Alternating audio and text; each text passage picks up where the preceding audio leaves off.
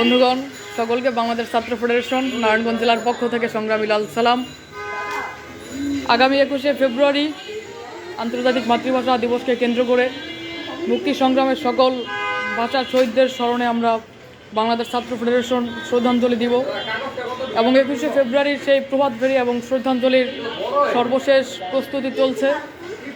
আপনারা দেখছেন আমাদের নেতাকর্মীরা বিভিন্ন রকমের ফুল দিয়ে ফুলের তোড়াগুলো তৈরি করছে এবং আজ সারাদিন যাবতীয় হচ্ছে আমাদের এই কেন্দ্রিক ব্যস্ততা গিয়েছে। আমরা এই সময়ে এসে বলছি, এই 2024-এ গণঅভ্যুত্থানের মাধ্যমে এই যে স্বৈরাচার সরকার খুনি হাসিনার পতন এবং এই স্বৈরাচার মুক্ত বাংলাদেশের প্রথম 21শে ফেব্রুয়ারি শহীদ আন্তর্জাতিক মাতৃভাষা দিবস। সেই মাতৃভাষা দিবসের সকলকে শুভেচ্ছা এবং আমরা বলছি 21-এর অঙ্গীকার সকল জাতিসত্তার ভাষার অধিকার, এই 21-এর অঙ্গীকার শিক্ষার্থীদের বাংলা ভাষায় শিক্ষার অধিকার এবং আমরা বলছি শিক্ষা, সংস্কৃতি এবং মানবিকতার বিনির্মাণে ঐক্যবদ্ধ হন। বন্ধুরা, 1952 সালে আপনারা সকলেই জানেন আমাদের এই বাংলা ভাষার রাষ্ট্রীয় ভাষা বাংলা ভাষা করার দাবিতে এক রক্তক্ষয়ী আন্দোলনের মধ্য দিয়ে আমরা আমাদের এই বাংলা ভাষাকে এনেছি এবং এই আন্তর্জাতিক মাতৃভাষা দিবসে 1952 সালের 21শে ফেব্রুয়ারি আমাদের যেই ভাইয়েরা শহীদ হয়েছে, আমাদের যেই ভাইয়েরা রক্ত ঝরিয়েছে, আমরা তাদেরকে মনে প্রাণে ধারণ করে এগিয়ে যেতে চাই। সেই লক্ষ্যে আমরা বাংলাদেশের তরুণ ছাত্র জনতাকে ঐক্যবদ্ধ করছি এবং এই বাংলাদেশকে নতুনভাবে বিনির্মাণের জন্য যা যা প্রয়োজন আমরা তরুণ ছাত্র সমাজ শিক্ষার্থীরা ঐক্যবদ্ধ থাকব। আমরা বাংলাদেশ ছাত্র ফেডারেশন প্রতিষ্ঠালগ্ন থেকেই বাংলাদেশের তরুণ ছাত্র জনতাকে পাশে নিয়ে বাংলাদেশের বিনির্মাণে কাজ করছি, বাংলাদেশের ছাত্র সমাজের অধিকার আদায়ে কাজ করছি। আমরা এই সময় এসে বলি, বাংলাদেশের প্রত্যেকটি ছাত্রকে বাংলা ভাষায় শিক্ষা লাভের সুযোগ করে দিতে হবে।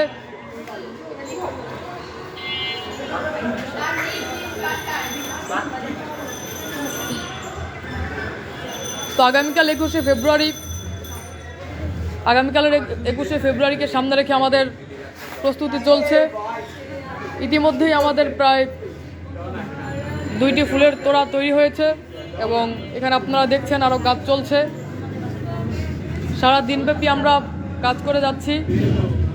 সেই সকাল সকাল ফুল কিনে সারাদিন আমাদের কাজ চলছে।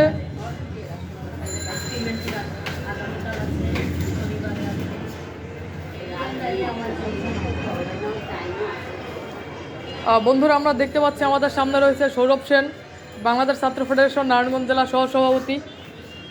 আমি একটু তার সাথে কথা বলবো। ভাই, 21শে ফেব্রুয়ারিকে কেন্দ্র করে আপনাদের বা আমাদের প্রস্তুতি কত দূর আগালো? সবাইকে সর্বপ্রথমে জানাই হলো মহান ভাষা শহীদ দিবসের শুভেচ্ছা।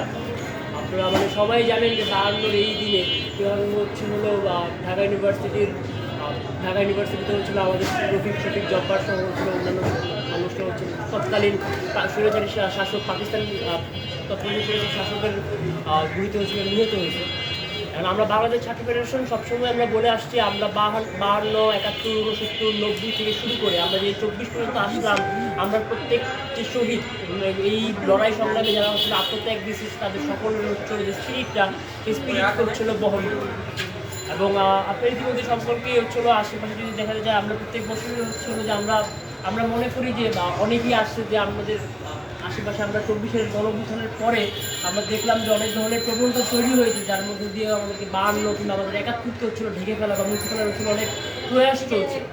কিন্তু আমরা সেই সব প্রয়াসেরকে হচ্ছিল ধূলিসাৎ করে দিতে চাই এবং সবাইকে জানিয়ে দিতে চাই যে 52, 71, 69 আমাদের হচ্ছিল লড়াই সংগ্রামের ইতিহাস এবং এগুলোকে বাদ দিয়ে কোনো সময় বা এই ভূখণ্ডের মানুষের হলো যে মূল আকাঙ্ক্ষাটুকু সেটা করা যাবে না। এবং আমরা এই দিনে আজকে হচ্ছিল সবাইকে যে আহ্বানটা করতে চাই যে সকল আমরা খেয়াল করছি যে আমাদের এখানে হচ্ছিল অনেক ধরনের হচ্ছিল আদিবাসী গোষ্ঠী, প্রায় 200-300 বেশি হচ্ছিল আদিবাসী গোষ্ঠী আমাদের এই ভূখণ্ডে বাস করে। আমরা 52-তে এক সময় দেখতাম যে আমাদেরকে হচ্ছিল জোর করে যেমন উর্দু চাপিয়ে দেওয়ার জন্য, যেটা আমাদের মাতৃভাষা না, তা চাপিয়ে দেওয়ার জন্য হচ্ছিল ভয়ানক প্রয়াস করা হয়েছে, যার বিপরীতে একটা হচ্ছিল রেজিস্ট্যান্ট এখানকার এই এলাকার ছাত্র জনতারা তৈরি করেছিল, যেমন যার ফলে হচ্ছিল আমরা নিজের মাতৃভাষায় হচ্ছিল শিক্ষাটা গ্রহণ করতে পারছি। আমরা এখনো দেখবো যে অনেক আদিবাসী বা আদি জনগোষ্ঠীর মানুষকে জোর করে ওদেরকে বাংলা চাপিয়ে দেওয়া হয়। আমরা আজকে এই 21-এর আজকের এই দিনে 52 ভাষা সৈনিকদের আত্মত্যাগদের মনে করার মধ্য দিয়ে আমরা যেটা বলতে চাই সেটা হলো যে মাতৃভাষার মধ্য দিয়ে মানে আমাদের যে শিক্ষাক্রম বা শিক্ষা ব্যবস্থা আছে সেটাকে মাতৃভাষায় মাতৃভাষায় যাতে প্রত্যেকটা শিক্ষার্থী প্রত্যেকটা জনগোষ্ঠী তার মাতৃভাষায় পড়ালেখাটা করতে পারে এবং উচ্চশিক্ষা পর্যন্ত আমরা দেখব যে এই 25 সাল আমরা দেখবো যে কীভাবে ইংরেজি ভাষার যে দৌরত্ব আমাদের দেশে এখনো আছে। ইংরেজি না পড়লে 1 পাতা 2 পাতা ইংরেজি না পড়লে আমাদের ছেলেমেয়ে মানুষকে উচ্চশিক্ষিত হিসেবে গণ্যই করা হয় না। শিক্ষা আমরা এই দিনে আরো বেশি করে যে মনে করতে চাই সত্যেন্দ্রনাথ বসুকে, যারা মাতৃভাষায় বিজ্ঞান চর্চাকে গুরুত্ব দিয়েছে। আমরা খেয়াল করবো যে আমাদের এই দেশ বা এই জনগোষ্ঠীর মানুষজন বিজ্ঞান কিংবা অন্যান্য দর্শন চর্চায় পিছিয়ে পড়ছে, কারণ আমাদের এই এলাকার মানুষজন বা এলাকার ছাত্ররা আমরা আমাদের নিজের ভাষায় নিজের মাতৃভাষায় আমাদের বিজ্ঞান চর্চা করছি না বা দর্শন চর্চা বা অন্যান্য চর্চাগুলো করছি না। আজকের এই দিনে আমি প্রত্যেকটা মানুষকে বলবো বা প্রত্যেকটা মানুষের প্রতি আমার আহ্বান রয়েছে, চলুন আমরা ঐক্যবদ্ধ হই এবং মাতৃভাষায় শিক্ষা গ্রহণের জন্য যে তৎপর হই। ধন্যবাদ। বন্ধুগণ, শুনছিলেন সৌরভ সেন এর কথা। আপনারা দেখতেই পাচ্ছেন আগামীকাল 21শে ফেব্রুয়ারিকে কেন্দ্র করে ভাষা শহীদদের প্রতি শ্রদ্ধাঞ্জলির সর্বশেষ প্রস্তুতি চলছে।